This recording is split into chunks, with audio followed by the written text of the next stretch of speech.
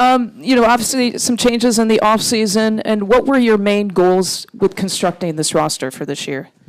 Yeah, I think, and I want Doc to speak on just the basketball and the coaching side of the team that we've built, but he and I went into the offseason, heavily focused on how can we maximize Giannis's impact on our team, how can we maximize the rest of the players that we acquired, a lot of which we acquired at the trade deadline last year. I think ultimately we're a faster, more athletic, more versatile offensively and defensively suited team. We were a great three-point shooting team last year. We had a great defensive scheme last year. And I think we're trying to maximize that scheme. We're trying to maximize the talents that we have. I think we have even more shooting this year than we had last year. Obviously highlighted by the Miles Turner acquisition, which was huge for us. He really fits us as a person, as a player, age-wise on the timeline of the rest of our team. Doc said yesterday he's actually younger than Giannis, which is great. And so I think ultimately we really wanted to be a more versatile, fast-playing, athletic team that maximized the style of play that we want, and I'll let Doc kind of jump into that. Yeah, and just piggybacking on that, when you look at our numbers last year, I think we were the number one three-point shooting team, but we were only 18th or in that area in attempts. We were 29th in getting to the paint, which creates threes, obviously, and so we felt around Giannis, the more shooting we can have, the better we are. Playing at a better pace, getting to the paint more, the better we'll be, which will increase our threes. I mean, if we just took 3 more threes a game before, we're leading the league. So it's not like it's a big jump, but it's a huge jump when you make them, and we're a team that has the ability to make them, so we want to accent that. And then defensively, we were good last year, but we had to play a more passive style of defense because of what we had, and it's just hard every night to win that way when you're more back on your heels than the offense, and we want to put the other team on their heels, and the way to do that is through pressure, through being more athletic, and we think the changes we made will help that. We'll open up to the rest of the room. Again, name and affiliation. We'll begin with Jim. Jim Wozarski, Milwaukee Journal-Sentinel. Good to see you both. Off the Giannis thing, everyone else healthy, no off-season surgeries or delays to starting of camp? There's a lot of questions you just asked there. Everyone is healthy, including Giannis. So the great thing about this, when he had an incredible offseason with the national team, he's in great shape. When he joins us for camp, he's gonna really hit the ground dribbling and running, and he's in great shape. Everyone else will be available as well for camp. But we did have some off-season surgeries and things like you always have, but guys are all fully recovered and ready to go.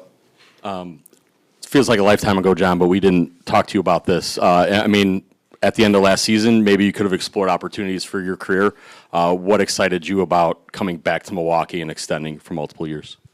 Yeah, I think first and foremost, this is actually home. Not something I've spoken on, so I didn't know you were going to ask that, but great. This is home. I have a 12-year-old, almost 13-year-old daughter, an 8-year-old or 9-year-old son now. This is home. They're born and raised here. We love this city. Wes and Jimmy and Dee and Jamie and Mike have been amazing to me and my family. And to get a chance, I love working with Doc. I love working with Peter. We have a great partnership at the top. Giannis is one of the best players in the world. We think he's the best player in the world. Every time you have a season with him, you think you have a chance to win. People who know me well know that there's nothing I love more than winning and competing. And at the end of the day, those were the reasons that I wanted to be here for as long as I could. Maybe off that with Doc, this is a drastically, and this could be both of you, drastically different team now than the one you inherited when you first got here. What did that post-All-Star break sample size with a lot of these returning guys, what did it show you, John, maybe with your comfort in him changing play style, changing things, or Doc vice versa with how? Yeah, we communicated a ton. I think what, unveiling things that this is something we were talking about. Because and John knew we talked about it. I felt strongly that it's hard to win with the way we're going to play at the pace that we were trying to play at, and you could see that early.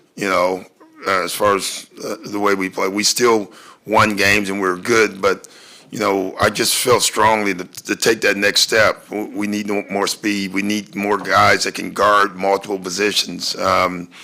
And I thought we needed to play a different brand of offense as well. putting Giannis on the ball has been huge for us. You know, it gets us downhill, gets the ball up the floor faster, which is important for us. Having Scoot and other guys that can bring it up too. You know, advanced passes, I think we were 28th in that. So there's a lot of numbers that we can improve on. And if we do, we're just a harder team to beat. And that's what we have to become. And just as a reminder, name, affiliation, and Jim, I love you, but try to keep it to one if you can. Yeah. Far back left corner, it's Earl. Earl Stokes, Jamie 98.3. This is for you, Coach. What's the biggest adjustment you want this team to embrace day one of camp? To be committed to how we want to play, because it's a change, and you have to commit to it, and you have to do it every day in practice. Everything's going to be harder. Conditioning has to be better, and so that's going to take a full commitment. Eric? Eric Dayton, The Athletic. John, for you, I guess you guys have 15 guys on guaranteed contracts right now, a couple guys in training camp on invites. For you, do you see it as those are the 15 guys and that's how we're going to start the regular season? Or do those guys that are on training camp invites, non-guaranteed deals, actually have a chance to make this roster? Yeah, I guess to the first question, Eric, so absolutely not. I think that we've got 21 players. I think Doc and I have talked about it a lot. I actually think we have 21 players that deserve a chance to be on an NBA roster, to be on our roster.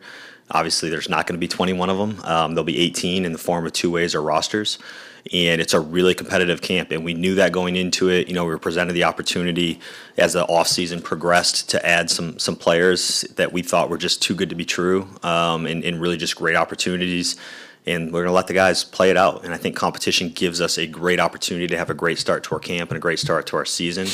And these guys are all fully aware of what they're playing for and what the stakes are, and they're all capable. And so truly kind of best player, best man win mentality. We want to put the best 15 plus 3 two-ways that we can on our roster. Doc, kind of your side of that question. I think in the starting lineup, I'm imagining Giannis and Miles, but after those two, I don't know about the other 3 spots. Is there a starting lineup you're imagining in your head that you hope this is what comes out at the end of camp? I don't know if I hope, but there's 2 or 3. I'm not going to name them, but we think at least 3 different lineups we can throw out on the floor, and all 3 are completely different from the other ones. I think that's what makes this so intriguing. Staying in the second row with Steve.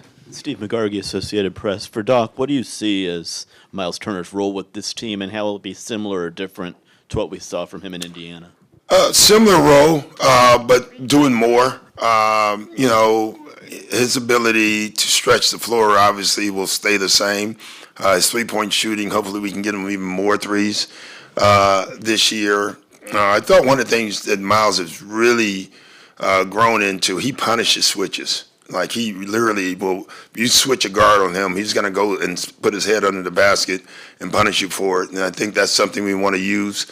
You know, his ability to block shots means maybe his ability on the other end to get offensive rebounds, which we can increase a couple of those, is good. So, and then I thought last year they used him on the elbows more to be a passer and a facilitator.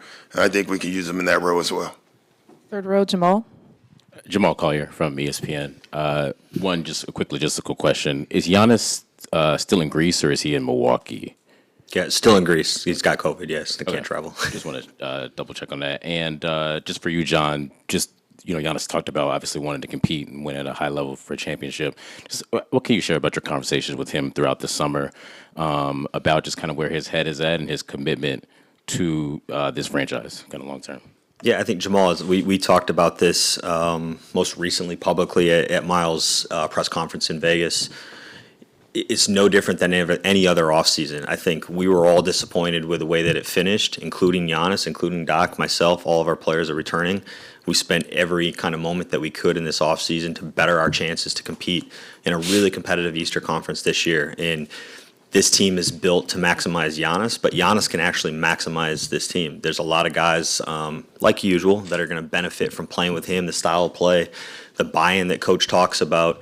But we understand nothing's going to be given to us. This is a team that I think is really hungry to earn whatever we get, and they want to deserve to win. And that's going to be our style of play, and it's going to be playing together, and that's going to feature the best player in the world in Giannis and a bunch of guys that fit him really, really well. Let's go front row, Nazir. I'm Nazir Spencer with 620 WTMJ. From your perspective, how is the game changing the most? Is it pace, versatility, skill, and how are you preparing this roster for those changes as well? Yeah, I think the game changes and it stays the same. Analytics 20 years ago was called statistics. Now we call fast breaks playing with pace. So there's not a lot of changes, but there are some. I think the old way of trying to get three superstars on one team, I think, is changing. You can just see it. The finals, I thought it was a beautifully played finals. Shea obviously is the star, Halliburton, but then they had all of these great, good players around them. And I think that's the new format more, surrounding a star with a bunch of good players, maybe another all-star, hopefully. But the deeper your roster, the more guys that can play, the better your team's going to be. And I think that may be the new way, which would be a great way because it lends itself to more team, which I think would be great for our league. Middle, second row, Ben. Ben Steele, Milwaukee Journal-Sentinel. John, back to Miles. Could you give us some insight into how that acquisition took place? What were the conversations like? What excited you about bringing him here?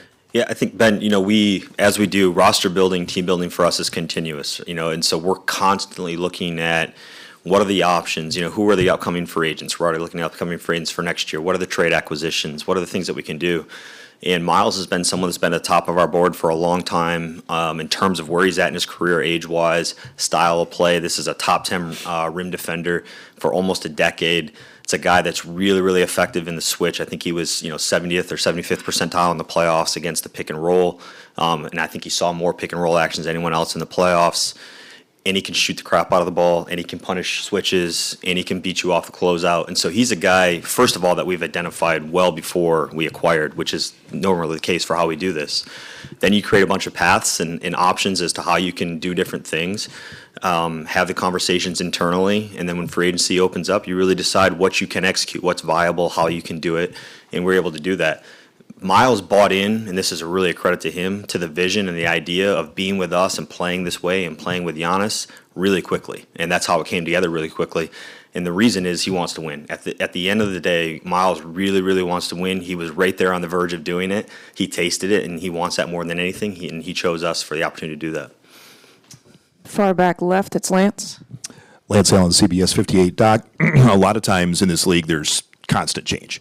And you go out and get a guy like Miles Turner, but yet, even though the team fell short of what you and John and everybody wanted, you got to keep some key pieces and things like that. How does that help your job this year going forward? Oh, it's huge. Continuity, as you know, we all know in workplace, if you can have continuity, you have a chance to grow.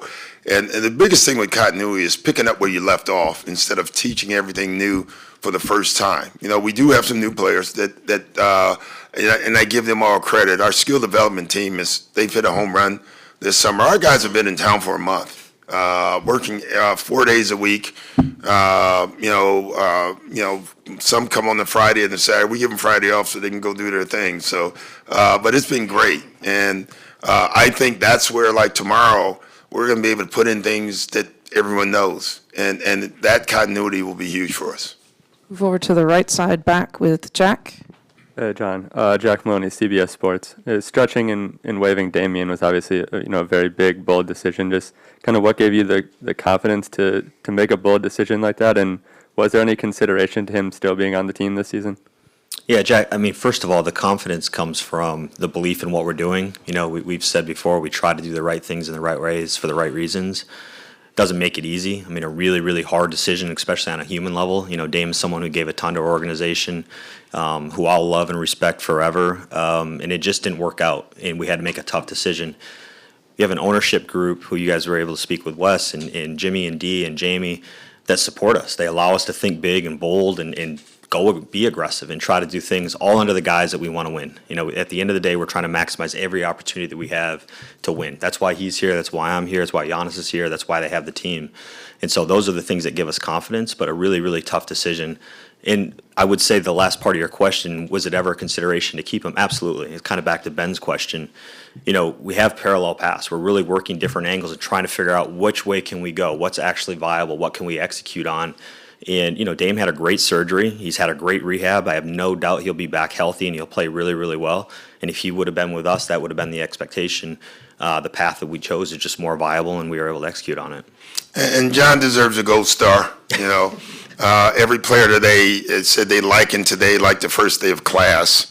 And so honestly, to think of ways of doing this, I mean, when Jon came to me, I thought there's no way we're going to be able to pull any of this off. And he needed everything, cap knowledge, which I don't think a lot of people would have had. When we announced the trade, I think everyone in this room was figuring, like, how? Then ownership, buy-in, you had to have that, and then pulling it off, getting them. I mean, there were so many things at play, and really, this was a Jon thing. It was an amazing thing to watch. Just one point of clarification. I have an incredible staff, many of which are in here, so I'm a little part of it. But from Milt to Ryan to Arj to Dave, Pat Hanneman, Dave Minspert, Somers, Asar, we have a really great group of people that are a lot smarter than me, which I think in leadership that's really important, that work at this stuff every day. And so we've done some complicated things, and big credit to them for figuring it out. We go back to the far left corner and Earl. Earl Stokes, Jammin' 98.3. Jon, how do you balance building around Giannis while also developing younger pieces? Man, great question. And Coach just gave a nod to it. I think we have the first part of that job in identifying the talent, figuring out how to get them, but that's not the most important part of the job. The most important part of the job, and the best coaches I've ever worked with, and he and his staff are at the top of the top, they make you look good because they put in the work every single day with the players that you acquire to develop them, bring them along, and in a specific way. I mean, we have a style of play that we want to play. We have a culture that we want to live in. We have things that we want to do as an organization. And so, Jason Love and Spencer Rivers and Rex Klayman, and it could go down and down and down, Vin Baker. We have a really great group of coaches that develop these guys that we bring in. You can see the fruits of that labor. Ryan Rollins has taken a huge jump. He's going to have a great year for us this year. Jericho Sims took a big jump with us last year. You guys are going to see Kyle Kuzma. AJ Green. One of the things when I first got here, I said, we're going to invest in skill development. Because as someone asks us, the new NBA, well, if you're going to have all these players and all these young players, you're going to have to try to make them better, and we're going to have to find out if they can play too, and if they can, you keep and you develop, and that's what we're trying to do. Awesome. With the new faces in the locker room, what are you watching closely in training camp battles?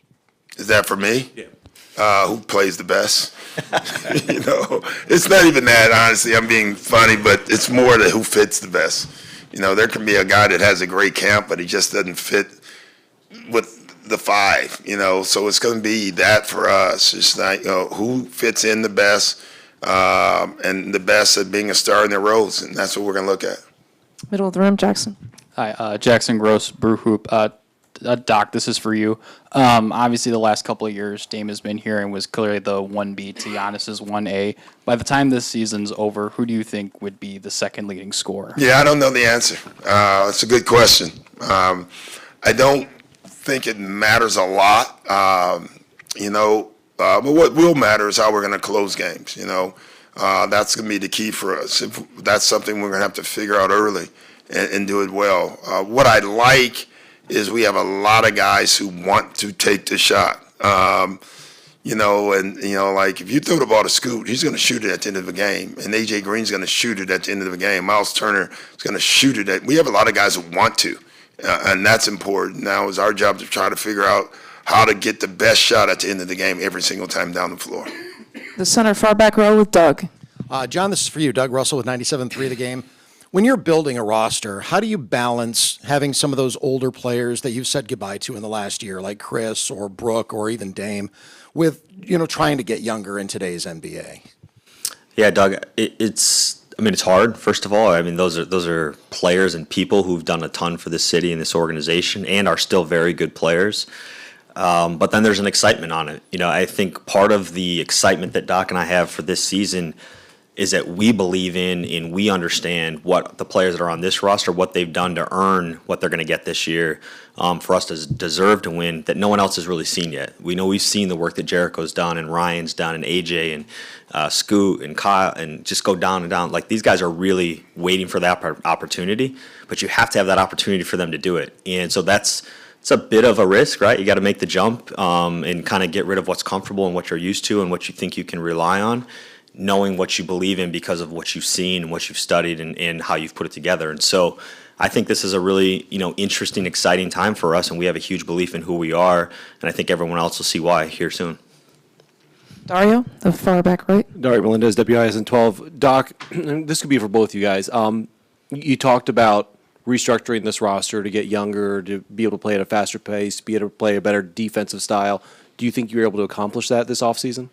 Yeah, I think so. I mean, obviously you never know until you get out on the floor and see. But and some of these, somebody noticed or mentioned earlier that it's the changes we did make. Bringing back some of the guys that we had before. Bringing Gary Trent back was huge. Bringing Scoot back was huge. And Jericho back. Ryan. These are guys that we believe are going to keep growing. And John was in his office every day. Like, we got to bring these. There was a list of guys that I really wanted to bring back because you can see their potential. And now it's, we'll find out if we can realize it or they can. Jackson in the middle of the room. Right here. John, this is for you. You guys have talked a lot about AJ Green. He's been extension eligible since August. Can you just give us some sort of update on where things kind of stand? Yeah, I mean, first of all, yes, he's extension eligible. He is all season. Had a lot of conversations with AJ and his agent, good conversations. We'd love to have AJ with us, for a long time, and we're able to work on that. We are working on that. No one works harder than AJ. High character individual. Underrated as an offensive player, underrated as a defensive player. Another guy that I think Doc thinks is going to have a big jump for us this year. He was great for us last year during the regular season, great in the playoffs, but I think he's really worked to earn that opportunity to be a high-level rotation guy for us. And, we're having the conversations, and I hope we're able to figure something out. And just went over to the left, Sonia. Hi, Sonia Spitz, Biz Times Media. Obviously, you guys have a lot of turnover this season. You have Miles, you have the continuation, the payout of Dame's contract. So how do you maintain the value of this team and the revenue with all of this long-term stuff happening? Yeah, I think a lot of turnover, meaning like a big transaction at the top, which you talked about, but also a ton of continuity. And I didn't know if I fully understood, weaved in some of the valuation of the franchise. Listen, all these players are high character individuals that we believe in and we've had experience with. These aren't, there's not very much free agent acquisition that we actually did this offseason. These are bringing a lot of guys back. This is kind of re-signing of a lot of people. And they're valuable to our city and the market. They're on valuable contracts to the league, and they want to be here and we want them here. And so I think, yes, there was some big turnover at the top, but there's a ton of continuity and a ton of value in that continuity, and hopefully the team performs really well, and that's good for everybody.